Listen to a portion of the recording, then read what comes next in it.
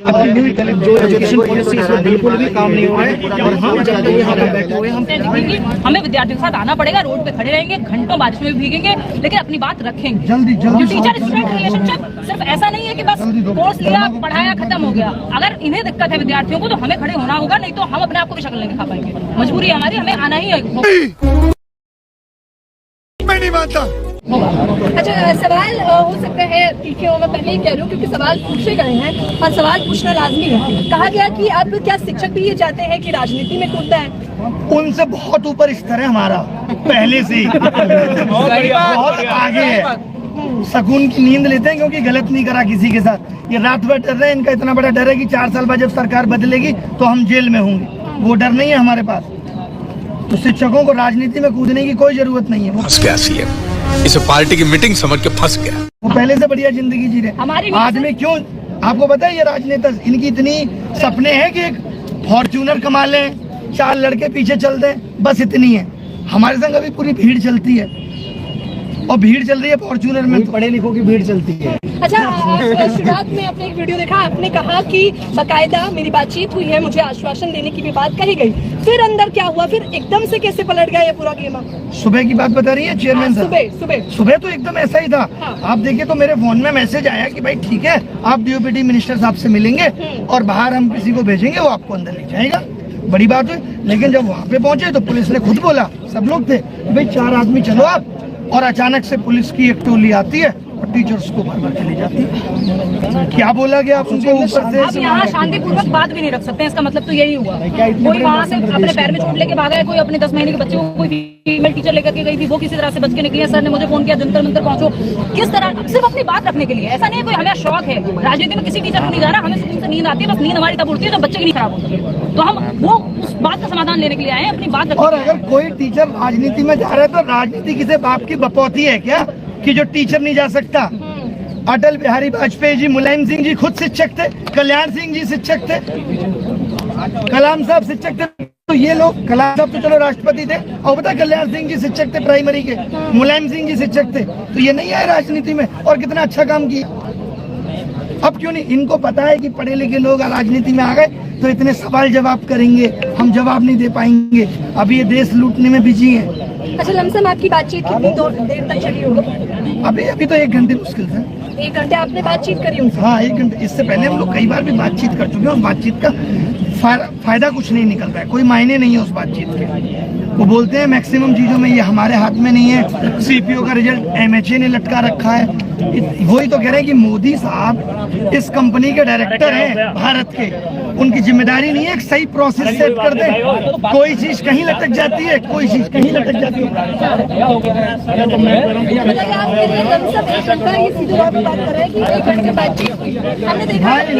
लोग प्रेशर कर रहा है, 500 नहीं जा रहा है। आपने जो उनमें कुछ मांगे जो उन्होंने कहा हो कि वाजिब है और उस पे काम करेंगे। जैसे उन्होंने कहा माउस ठीक कर देंगे, वो कहने वाली बात है, कैसे ठीक कर देंगे? पता तक तो है नहीं कि माउस खराब है। उन्होंने कहा पेपर रिपीट पे भी कि हम इसका ध्यान रखेंगे ना हो, लेकिन उन्होंने कहा कि हमारा जो सिस्टम है उसमें क्वेश्चन रिपीट होंगे। वो अनटच पेपर है, जैसा मैंने बताया। उन्होंने बोला कि उसको हम ऑडिट नहीं कराते। जैसे मुझे ये पता है कि मुझे आपसे 100 क्वेश्चन बनवाने हैं और मैं आपके 100 क्वेश्चन इससे टेस्ट नहीं करवा सकता, तो मैं फिर आपके अंदर वो कैपेबिलिटी देखूंगा ना कि आप 100 के 100 सवाल सही बना पाए। फिर आपने कमजोर लोगों को क्यों रखा हुआ है? जब आप ऑडिट भी नहीं कराएंगे तो फिर तो आपको और सजग रहना चाहिए। तो एररलेस क्वेश्चन बनवाइए ना आप। जब वहाँ एररलेस है ही नहीं चीजें, तो फिर ये तो और खराब है, ये तो और ब्लंडर है कि भाई आप ना तो चेक करा रहे हैं उसको और ना सही सवाल बन रहे हैं। तो ये तो प्रॉब्लमेटिक बात है ना, इसको ऐसे तो नहीं कहा कि बचा जा सकता। अच्छा, पहले पेपर लीक की समस्या, फिर सही समय पे एग्जाम ना करवाने की समस्या, अब व्यवस्था की समस्या, मतलब दिन ब दिन समस्या। वही वो नहीं कहते हिटलर साहब ने इतना तोड़ दिया कि फिर आदमी 2 वक्त की भीख को रोटी समझ के समझेगा कि यही जीवन की जीत है। उस हाल पे ले आए हैं कि समस्याएं और बड़ी बड़ी थी, लेकिन उनको कहाँ पे लाके रख दिया? कीबोर्ड और माउस पे। आप सवाल अच्छे पूछती हो, मेंस मीडिया में जाओ आप। हाँ, मैंने एनडीटीवी में किया। और आप बहुत पैशनेट भी हैं। चलिए मुद्दे पे आ जाते हैं। तो आप मिलने की कोशिश करिए चेयरमैन साहब से और पूछिए सवाल। मैं कोशिश कर रही हूँ, वो जवाब देने की। जवाब नहीं दे रहे। चलिए, आपको तो उन्होंने कोई भी संतुष्टि नहीं दी। इस बार तो कुछ नहीं दिया।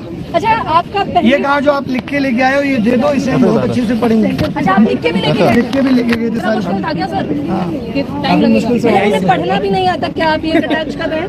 नहीं, उन्होंने कहा कि हम पढ़ेंगे बाद में ना, बाद में पढ़ के इन सारी चीजों पे एक्शन लेंगे। अभी रोड बनाने में टाइम अच्छा अभी एक जो वाजिब सवाल था, देखिए मुखर्जी नगर में मैंने बाकायदा बच्चों का इंटरव्यू भी लिया, तो उन्होंने कहा बड़ी ही मुश्किल से हम एग्जाम दे पाते हैं और हम आर्थिक रूप से इतने मजबूत नहीं है, तो ये एक बड़ी समस्या है, तो क्या आपने उनके सामने रखी? नहीं, उन्होंने कहा जो बच्चा ये रखी सेम बात बताई ना कि जो बच्चे मिनिस्ट्री में जाके जॉब करेंगे तो वो इतना पेन नहीं झेल सकते। हम भी अपने टाइम में देखते थे, स्लीपर नहीं मिलती थी, जर्नल में जाते थे ट्रेवल करके। अंकल को ये एग्जाम्पल, ये बाबा होता था बगल में, उसको कहते थे बाबा थोड़ी जगह मुझे भी दे दो, ये सब उन्होंने बताया। तो आपको बताना चाहिए था, ये तो अमृत काल है, अमृत काल में तो सुविधाएं मिलनी चाहिए। वो इस कह रहे कि अमृत काल में यही अमृत मिल रहा है, इसको पी लो, नहीं तो जहर देंगे, जहर दे के मार देंगे। ये मैं अपनी तरफ से जोड़ रहा हूँ।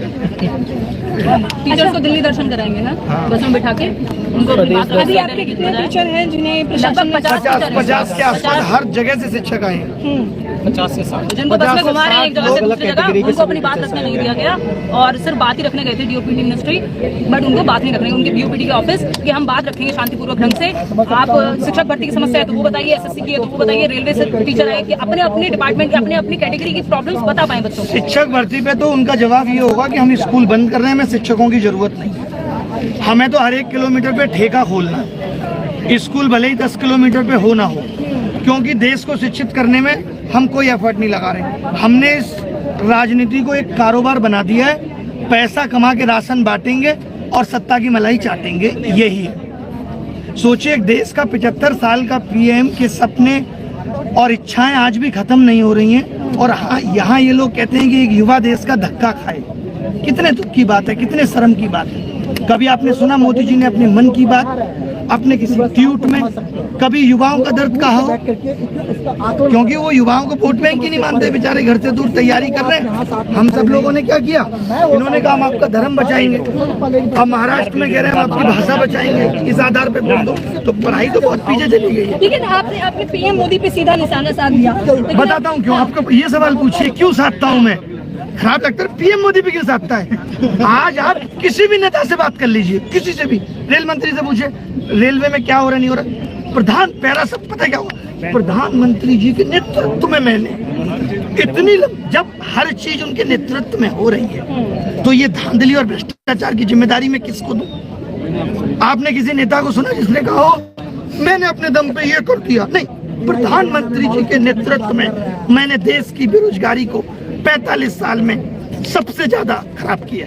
ये कर रहे हैं सर, कह रहे हैं जब श्रेय उनको दिया जाता है तो हर बात जिम्मेदारी कौन सी? रेखा गुप्ता सीएम बनी, आप उनका भाषण सुनिए। प्रधानमंत्री जी के नेतृत्व में मैं आज शपथ ले रही हूँ कि दिल्ली की मुख्यमंत्री भजनलाल शर्मा प्रधानमंत्री जी के नेतृत्व में, मोहन यादव प्रधानमंत्री जी के नेतृत्व में, सब कुछ प्रधानमंत्री जी के नेतृत्व में। तो ये घोटाले और भ्रष्टाचार की जिम्मेदारी कौन लेगा? अच्छा आपने हाल फिलहाल का बयान भी सुना होगा शिक्षा मंत्री का सीधे तौर पर कि अब मैं जेब से तो नहीं भरूंगा ना। हाँ, झालावाड़ की घटना जो आपने देखी, वही मैं तो खाली कमाऊंगा, मैं तो खाली कमाऊंगा, जेब से कुछ नहीं इस भरूंगा। तरह से पल्ला नहीं झाड़ा जा सकता। मतलब ये शिक्षा मंत्री इस तरह से पल्ला नहीं झाड़ा जा सकता। चैनल को सब्सक्राइब कर दीजिए अपडेट पाने के लिए, सब लोग चैनल को सब्सक्राइब करते हैं सभी लोग। मैं कई आपको दिन पता पहले है गई हूँ। 2017 में हम लोग आमरण अनशन सोचते थे, आज तो कोई कहे तो नहीं करेंगे क्योंकि ये तो चाहते हैं कि हम मर जाएं। हमें तो लड़ना है इनसे। आज आप सुनते हो कोई आमरण अनशन कर रहा हो? क्योंकि अब सरकार को मौतों से फर्क नहीं पड़ता। चलो वैसे इतनी जनसंख्या बढ़ रही है, जॉब देने की बात आती है जनसंख्या बढ़ गई। वैसे मैं इतने बड़े देश का प्रधानमंत्री, भारत इतना बड़ा लोकतंत्र तो बड़ा कैसे है? हमारी संख्या से ही तो बड़ा है। जहाँ फायदा लेना हो वहाँ भारत बड़ा देश है। नौकरी देने की बात आई, हम तो ये भी नहीं कह रहे सबको दो, लेकिन जो नौकरी निकाल रहे हो उनको तो सही तरीके से भरो। तो उन्होंने जवाब दिया, उन्होंने कहा जो लोग योग्य हैं उन्हें मिल रहा है रोजगार। अब आप चाहते हैं कि सबको रोजगार दिया जाए, वो संभव नहीं, योग्यता पे निर्भर करता है आपका। पेपर देने नहीं दे रहे हो, कैसे पता चलेगा योग्य कौन? जो लोग ग्रेजुएट होके आ गए उनको योग्यता या स्किल देने की जिम्मेदारी किसकी थी? सिंगापुर में 6वीं क्लास का लड़का पेचकस और प्लास लेके मोबाइल खोल देता है, चाइना में लड़का 7वीं क्लास का कैपेसिटर बना देता है। ये जिम्मेदारी किसकी थी?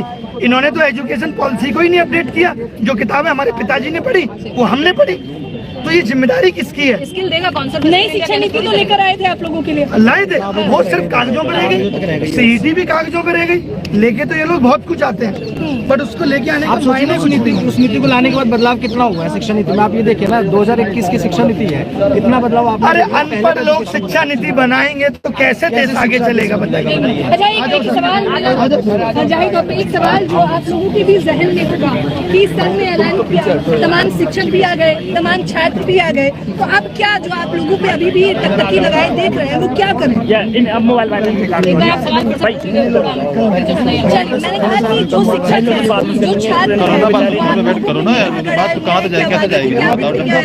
हम बैठे रहेंगे, अभी तो सुनी जाएगी। सारे टीचर्स मिलकर के अपनी बात करने की कोशिश कर रहे हैं। विद्यार्थी पढ़ के आ रहे हैं, बैग लेकर के यहाँ खड़े हुए हैं, अपनी बात आपने ऐलान किया था कि ऐलान के बाद शिक्षकों की संख्या आपको देखने को मिल रही है, क्या कुछ करने वाले हैं?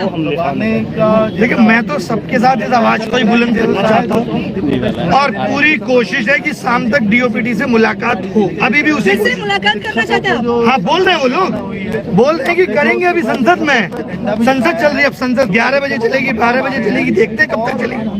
अच्छा, तो दूसरी मुलाकात में आपको लगता है कि कुछ आश्वासन मिलेगा? हाँ हो सकता है मिले। बाकी ये जितने गहराई में इसकी जड़ें पहुंच गई हैं, आसान तो नहीं होगा हटाना। अच्छा, सीधे तौर पर जो तमाम दर्शक आपको देख रहे हैं, छात्र देख रहे हैं, अगर उनसे कहना चाहें उस मीटिंग को संक्षेप में, तो वो क्या कहेंगे? उस मीटिंग को संक्षेप में अब तक इन्होंने आपको बता दिया होगा। जी, आप सभी को बताया सर ने कि उन्होंने कहा है कि जो विद्यार्थी का पैसा लेते हैं उससे रोज के देश का विकास होता है। बस नौकरी जो है नहीं मिल पा रही है, ये हम खुद से निकाल कर हम तो बात ये कह रहे हैं कि फीस ले रहे हैं, उससे पेपर ठीक से हो जाए। उन्होंने उसके एवज में ये कह दिया कि मेरे समय पे भी मुझे बहुत समस्याएं होती थी, ये मैं सर को कोट कर रही हूँ। ये कहानी क्यों सुना रहे हैं? सवाल नहीं है। हाँ, हमें कहानी सुनने से क्या मिलेगा? हमें तो समस्याओं का समाधान चाहिए। 20 साल पहले जो समस्याएं थी, अगर आज भी देश में वही समस्याएं बनी हुई है तो ये कोई गर्व का विषय नहीं है, ये बहुत दुख का विषय है। कि जब हम डिजिटल इंडिया की बात करें, जब हमारा पेपर OMR से उठ करके, ऑफलाइन से उठ करके ऑनलाइन चला गया, और वहाँ माउस नहीं चलता। जब वो माउस नहीं चल रहा है, इसका मतलब ये है कि आपके बच्चे के हाथ से पेन नहीं चल रहा, क्योंकि वो पेपर देगा कैसे? भाई बिना माउस के पेपर नहीं दे सकता। जब माउस नहीं चल रहा, सिस्टम बंद हो जाता है, टाइम की दिक्कत है, ऐसे समस्याएं तो इतनी अनगिनत समस्याएं हैं। उन समस्याओं का जवाब देने की बजाय, उनका समाधान ढूंढने की बजाय ये कहने से थोड़ी चलेगा कि मेरे समय पर भी बहुत समस्याएं थी तो चलने को ऐसे। अगर 30 साल में कुछ नहीं बदला तो फिर हमने किस बात का विकास किया? इस मामले को सेंटर ऐसे जगह पे जा रहा है जहाँ पे तमिल है, जहाँ पे डीजे बाजे चल रहे हैं, वहाँ पे हम लोग पढ़ाते हैं, थोड़ा सा माइक खराब हो जाता है, पढ़ाएंगे कैसे, पूरी क्लास कैसे बच्चे?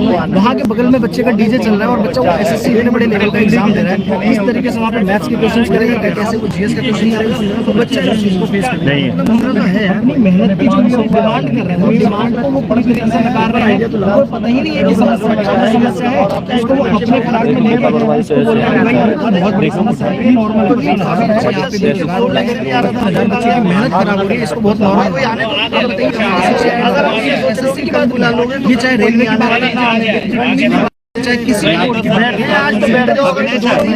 एग्जाम बहुत ही गलत जो एजुकेशन पॉलिसी इसमें बिल्कुल भी काम नहीं हुआ है। और हम जब तक यहाँ पे बैठे हुए, हम वही डिमांड करेंगे सबके यहाँ से लड़ाई लड़ना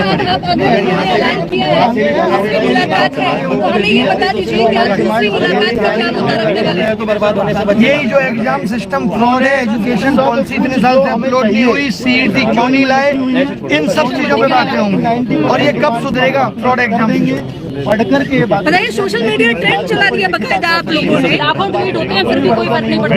प्रशासन आंखों पट्टी बांध करके रहता है। हम प्रयागराज जाते हैं, शिक्षक मंडली के साथ चौड़ा होना पड़ेगा।